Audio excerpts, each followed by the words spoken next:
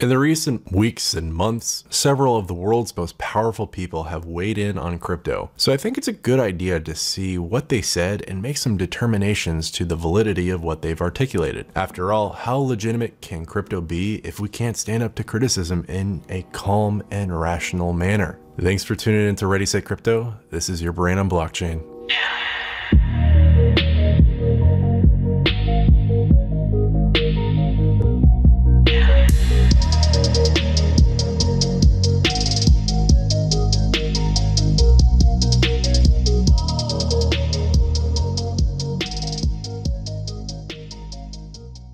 So the second richest person in the world, Bill Gates, weighed in on cryptocurrencies during a Reddit AMA earlier this week. He said, "The main feature of cryptocurrencies is their anonymity.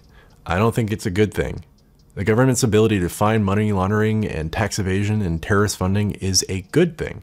Right now, cryptocurrencies are used for buying fentanyl and other drugs, so it's a rare technology that's caused deaths in a fairly direct way. I think the speculative wave around ICOs and cryptocurrencies is super risky for those who go long." So you're not wrong, Bill, but I believe the comments regarding privacy and drugs would be more salient several years ago than today. The simple truth is that most cryptocurrencies are pseudo-anonymous. If you buy through a KYC or Know Your Customer enforcing exchange like Coinbase, there would be an audit trail to your wallet address if you bought Bitcoin and used it for illicit purposes. Now, of course, coins like Monero and Zcash exist and mask identities of the sender and recipient, but privacy coin trading volume makes up only a fraction of today's cryptocurrency markets. Very few cryptocurrencies are anonymous, and many cryptos are utility tokens for their platforms, many of which aren't currencies directly, and there's a whole world of smart contracts that are just starting to be explored. Look, I'm not here to dismiss that this is a problem with crypto, far from it, but the exact same argument can be levied against physical cash as well. Physical cash can obfuscate money laundering, tax evasion, and terrorist funding, and the US dollar is accepted just about anywhere those activities are taking place, which can't be said for Bitcoin. From my standpoint, governments would be better equipped to combat money laundering, tax evasion, and terrorist funding if we had a central bank issued cryptocurrency that tracked every transaction. Is that my hope? Of course not. The implications of a state-issued blockchain currency are just as negative and Orwellian. But the point through all of this is something I expected a technologist and philanthropist like Bill Gates to understand. Technology is not equipped with morals. It's only as virtuous, as good or evil, as the wielder intends. A hammer can be used to build or it can be used for war. Its purpose is merely to be an extension of the one holding it. It's a tool. The Bill and Melinda Gates Foundation has significantly funded Factom, a cryptocurrency. I would be very surprised to find if anyone has used Factom to purchase fentanyl or fund terrorists. The large majority of cryptocurrency transactions in this day and age are not used for illegal motives, and most cryptocurrency transactions are completely transparent and traceable. Cryptocurrency may be risky as a speculative asset, as he asserts, which I do agree with, but it's wrong to place blame solely on crypto for having caused deaths due to illicit drugs.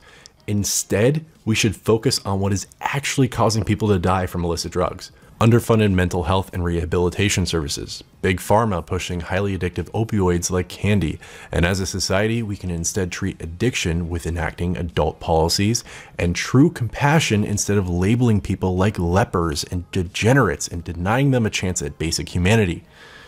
I'm genuinely disappointed that someone who has done so much good for our species as a whole by working to solve malaria and polio and vaccine delivery can't see that blaming cryptocurrencies for illegal drug deaths is looking at the symptom, not the cause. Now, the fourth richest person in the world, Warren Buffett, or the Oracle of Omaha, notably dismissed Bitcoin as an investment in a 2014 CNBC interview. Buffett essentially said that Bitcoin is essentially a more modern version of writing someone a check or sending a money order, and he advised investors to avoid it. Stay away from Bitcoin, he said. It's a mirage. Basically, the idea that it has some huge intrinsic value is a joke in my view. Warren Buffett is a genius and a legend. He's also a very old man, but he could absolutely be right.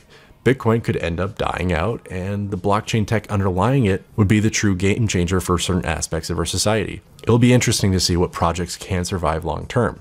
Buffett has notoriously avoided investing in new technologies throughout his career, and has actually said it's because he doesn't understand them well enough to invest. He missed out on Amazon and Google and Apple and Facebook and Netflix.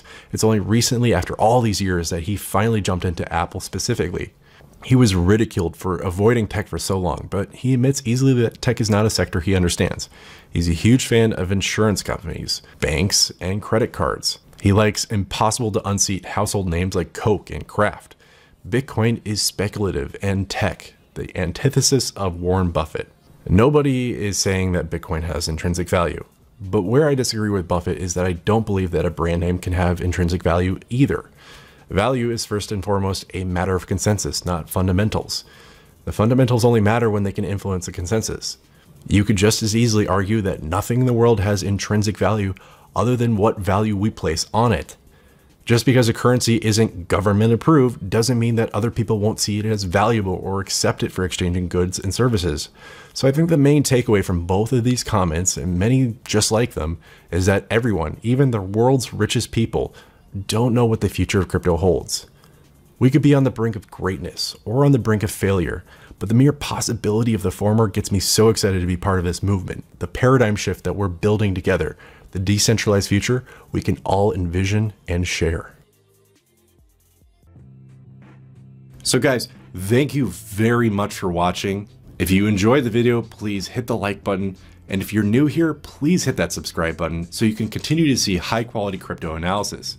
And don't forget to hit the bell next to the subscribe button to be notified when we put out new videos. Additionally, check out the description for a link to our daily newsletter.